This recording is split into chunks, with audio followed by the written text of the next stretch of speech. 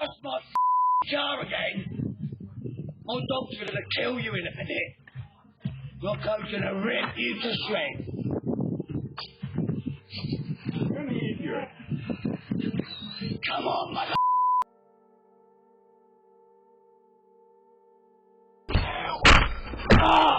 Kill, Rocco! Kill!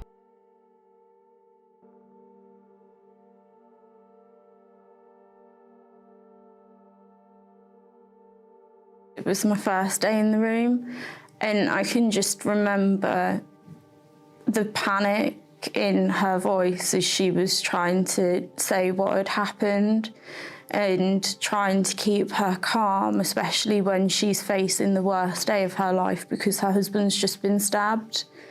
Thames Valley Police, what's your emergency? My neighbour has just gone and sat in my brother-in-law's car, and when he got him out of the car, he produced a knife and he just cut my other half. So your other half's been stabbed? Now he's at the front door. Because the first thing that's going to happen is he's stabbed him by his belly. Stabbed him by his belly. Bleeding. Okay. We've got police en route to you. But he's by my front door. Please stop engaging and listening to me. He's out the front door, he's got the knife, and he said he's coming for me. Can you see the officers? Are you with the officers now? Yes, they're here. My recollection of the early moments when I arrived on scene was the street was empty, it was eerily quiet, no sign of the suspect. We then saw the victim, who showed us a stab wound to his abdomen. I ascertained King had a crossbow when he removed the upstairs window to his property. He literally took the whole window out of its frame. And then he was pointing something out the window and I could see a red glint, and then I realised it was a crossbow, and that's when he took 2 shots at me out the window. He's out now! Cameron! Cam! It took a good amount of time before there was any sort of knowledge of a crossbow, and that's when Curtis came around the corner and he called me back and said, he's just come out of the house, he's holding a crossbow.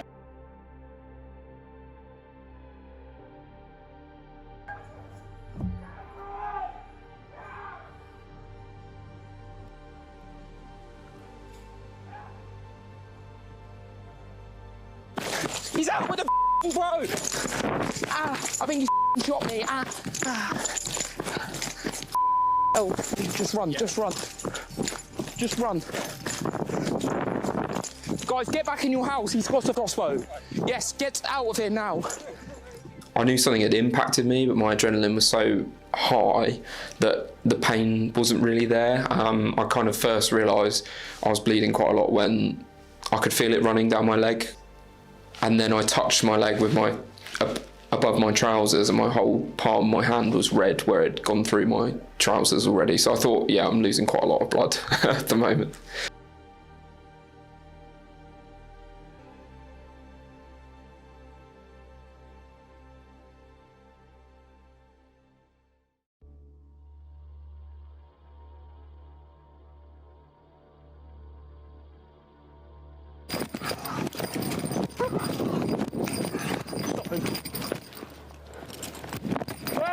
No! Come! Come! No, come! Come! Yeah. 5'9", yeah, he tried to shoot the dog. Withdraw, mate. By that point, obviously things had escalated. A dog had been pulled away from the area. So the members of our Joint Operations Unit, who everyone probably aspires up to, look to, when they go, this is too much or this isn't safe, that's when for me I was like, now I'm scared. But I looked around me and I was like, I still have a job to do. There are still people here that are at risk. We immediately tried clearing them out of the way, and Cameron was doing that. In the end, Cameron ended up picking up a child and running to an address with the child to keep them safe. I'm really proud of the fact that I had the presence of mind to stay focused on my task. I was able to go, there are kids here and they need to be moved. And to identify somewhere safe for them to go, I don't know how I saw it. You just saw an open front door with someone going in it, scoop up a kid, run for the door, put them in. Move, move, move! Right, get into a house. Get into that house now, sir. He's round this way, he's out in the open round there. Where's the address? The address is behind us. He's out here chasing officers. We were given information this male had stabbed a member of the public and was now actively hunting police officers. On approach to this male, he carried on his violent ways by levelling a crossbow at us and pulling the trigger. After multiple demands to put it down and to stay stationary, he carried on posing a significant threat. Oh, please! Oh, please! Oh, please, stay still! Stay still! Despite all my demands, despite hoping he was going to put the crossbow down, he refused, so his actions led to him being shot. Oh, please, stay still! Stay still!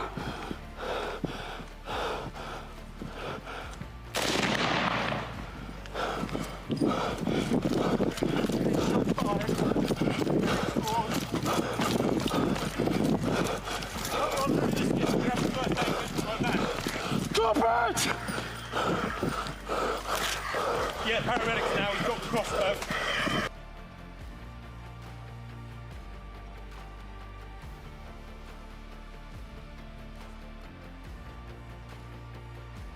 We neutralise a threat. That's our number one role as an armed police officer. It's not to kill, despite what people think, it's to neutralise a threat. And a crossbow isn't a less lethal weapon, it's a lethal weapon.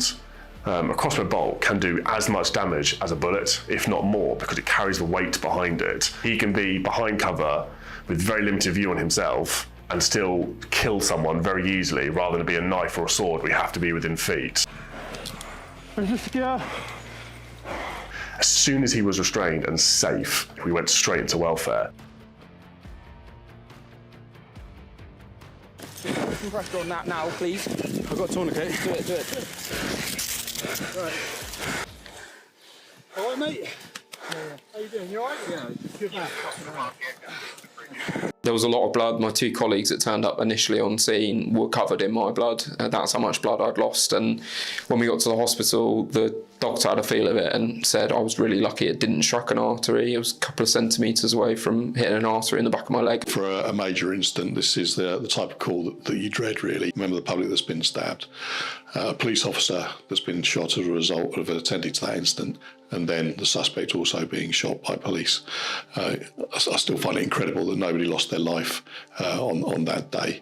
It was not of the scale of some of our murder investigations, but it certainly generated a lot of inquiries and a lot of officer time in order to do that. We had over 300 individual actions inquiries to go and complete that resulted in something of the order of 275 written statements. We had over 40 hours of CCTV that we collected locally and had to review. As part of that, we seized of the order of 500 exhibits, and from that we made forensic submissions, submitting about 30 different items. I think the unpredictable circumstances around these incidents that just become very dangerous very quickly, it can't be underestimated. And the police and ambulance crew attending certainly displayed absolute courage and professionalism in dealing what they encountered on that day. So the unarmed containment on the suspect's house, knowing that he'd armed himself with a crossbow and was taking aim at police officers on that containment, showed immense courage to carry on with their observations from a safe distance. But again, this is a really great example, really, of the community and the police working together, then providing witness statements of what they'd seen and what happened, and providing access to CCTV that really assisted in those first hours and certainly that weekend in our understanding of what had happened and making real good progress with the investigation. I was sad that the officer got hurt, but then I was also incredibly proud of the fact that they've gone out there, they've stopped him, they've stopped anybody else from getting hurt, and they've made that sacrifice to do that. I'm getting back to a point where policing is the same as it was. It took a while to get back to normality, or at least a new state of normality. But over time, stuff becomes normal again. You learn from the experience, it becomes part of who you are, and you become a new normal you, and that's where I'm at. It adjusts your perspective on an incident, but it doesn't change who you are necessarily. I would speak for every armed police officer in the country. We do this role as a voluntary role. We do it in the just in case someone decides they want to really hurt members of the public, we can neutralise them. But none of us want to. I didn't want to. I didn't wake up that morning with any intention of wanting to do that. I went to bed that night having to do that. It was the worst thing I've ever had to do in the sense of how I felt, but it neutralised a threat and kept everyone safe. And I think as an outcome, it was the right thing to do. Yeah, I'd like to say thank you to everyone. You know, the armed officer took the shot. Having now seen the footage, the distance he shot from is amazing. I had no idea. And then to the dog handler, he risked his dog to draw attention from me, and you know, gave me time to get further away from the danger. And then the call handler, I understand it was her first day and one of her first few calls. So, you know, the information they gain is vital, and, you know, provides us information on the ground that we don't have otherwise, you know, so they play a key role too. We protect and serve people, right? So, you know, I wake up every day to protect the public. That's what I come to work to do. I love policing. It hasn't put me off policing at all.